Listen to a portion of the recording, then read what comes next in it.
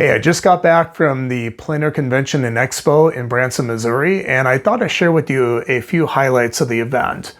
So it was a bit of a long drive for me, but when I got there, the hotel was really incredible. This is a really nice hotel. Okay, I'm checked in my room here in Branson. This is a beautiful view out here. Yeah, as I went through. Hey, I'm Jason, here to do my signing. Yeah. Excellent. Okay. If you don't mind, I'm gonna let you join the ones that are on this side because the front side is that okay? Oh, it is full? You Yep. can certainly sign the front if you All want right. to. Fine Point's, yeah, I think Fine That Point's one good. is. Thursday night, things kicked off with an opening event, and it was pretty exciting. Eric even got people up there to do the hustle and do some 80s stuff, which was interesting being a child of the 80s.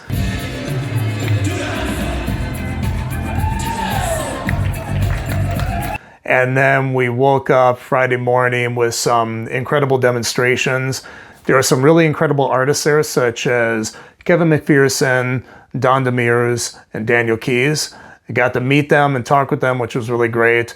And they gave some incredible talks. They also had some really incredible vendors there. Rosemary from Rosemary & Company Brushes was there.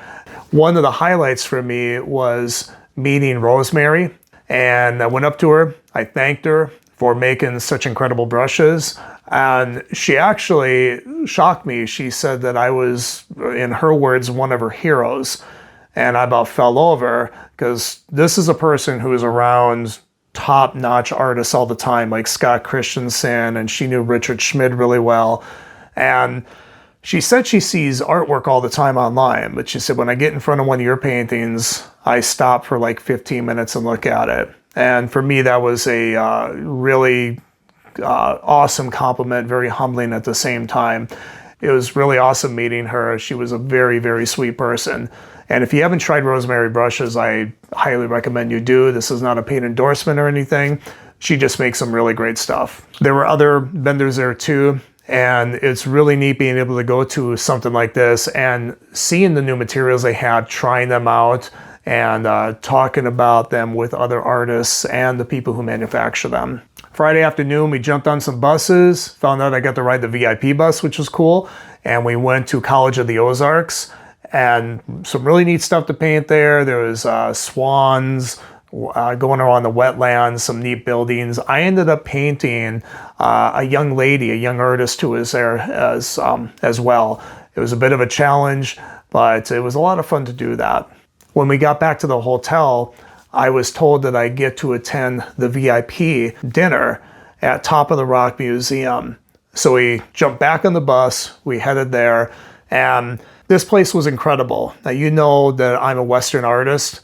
We got to walk into the museum and walk through it a little bit, and they had some incredible Native American artifacts. They also had some prehistoric skeletons from animals I didn't even know existed. Of course, they had a woolly mammoth there, but there was also a lion, apparently, in North America, and some bear here that was bigger than a polar bear. But we kept walking down these stone staircases through these incredible areas, and I was behind Jeannie Morris, who's the wife of Johnny Morris, and Johnny owns all this, and he is the owner of Bass Pro Shop and Cabela's, two of my favorite stores.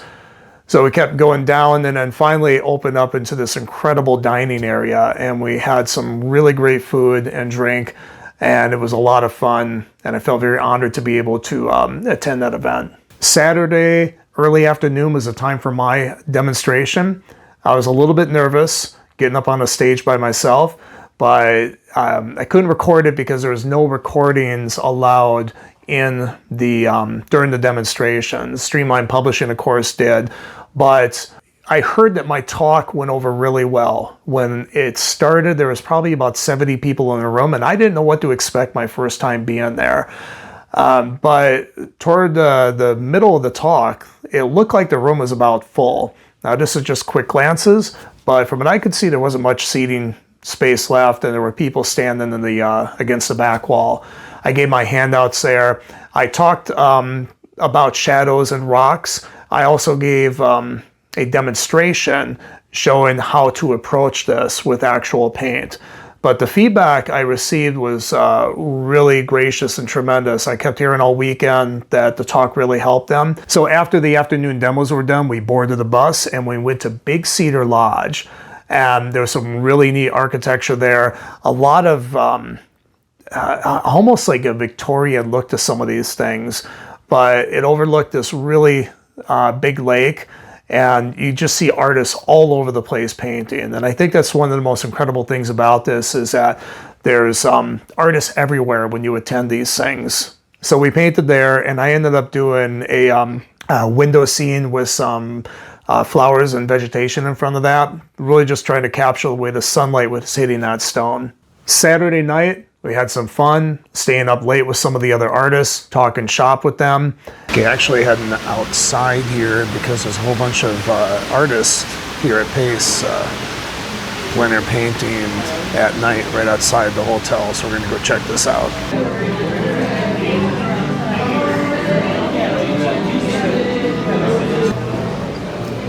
Oh, mercy.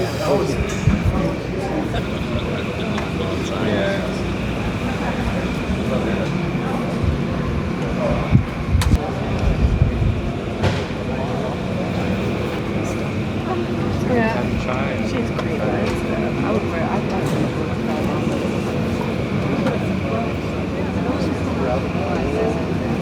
Got up Sunday morning and we attended some of the final demos. And Eric also did his big announcement of where the Plein Air Convention and Expo will be in 2027.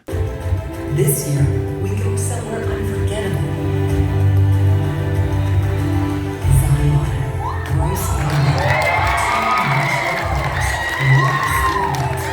And it's going to be in Zion National Park.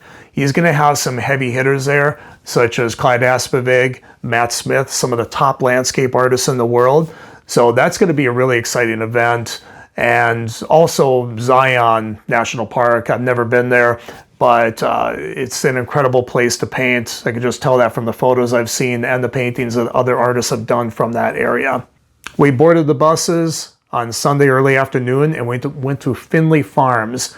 Now, I did not paint that day. I decided to just lay low and go around and help the other artists who were there painting. That was one of my jobs as a demo artist and faculty member, was to assist the other artists, give pointers and things like that. So that was a lot of fun too. I really enjoyed walking around and doing that. And there were some really incredible places at Finley Farms too. Toward the end, I kind of wish I had painted, but it was all good. Now we got back to the hotel on Sunday night. It was the 80s party that went from 8:30 to 11:30. They have pizza there, they have popcorn, drinks, and a lot of 80s music. And it was pretty interesting seeing all these people around my age dressing up like they were teenagers again. Monday morning, we had to wake up early after partying half the night to 80s music.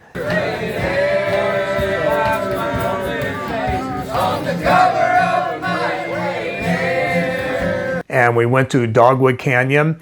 This place was really incredible. Now, I did paint here, and I'm very happy I did. There were waterfalls, there was this old mill, which I ended up painting, there was a stream, there was rock formations. It was pretty incredible. And I spent the morning painting. It started out rainy and overcast, but the sun ended up coming out later. And so you had a lot of different lighting scenarios there to paint. And we painted there till about 4 o'clock. I also spent some time going around helping the other attendees with their paintings if they wanted it. Then we boarded the bus and headed back to the hotel, and then I started heading back home. I want to say that what was really incredible about attending this event was two things. First of all, art's a lonely business. And when you get around other artists, it can be really fun to talk shop. And if you're newer to painting, I will say this, that I've always found that pretty much any genre of fine art, artists are always very willing to share. There can be some exceptions at times, and of course, people who might buck this trend. But for the most part, artists are always very open to share their techniques, their materials, their thoughts and knowledge. So it's always fun being able to get together and talk shop with other people. The other thing that was I found really enjoyable was that when you're doing art professionally and you're out in the public with your art, it's usually for two reasons. And a lot of times they're combined. It's either to impress somebody for the sake of winning awards, getting in a gallery, getting into a show, or staying in a show or a gallery, or it's to make money. It's to sell to collectors, sell to patrons, and those two kind of run hand in hand. What comes along with that is a certain sense of pressure. No matter what your level is, that pressure is always there. And what was great about this event is I was able to go and not have that pressure. There were some paintings for sale. They did have a gallery area, but that didn't seem to be, at least for me and most of the other artists there, a concern about whether we sold our painting or not. A few did sell, but the main thing there was to learn and to share about art and have a great time doing it.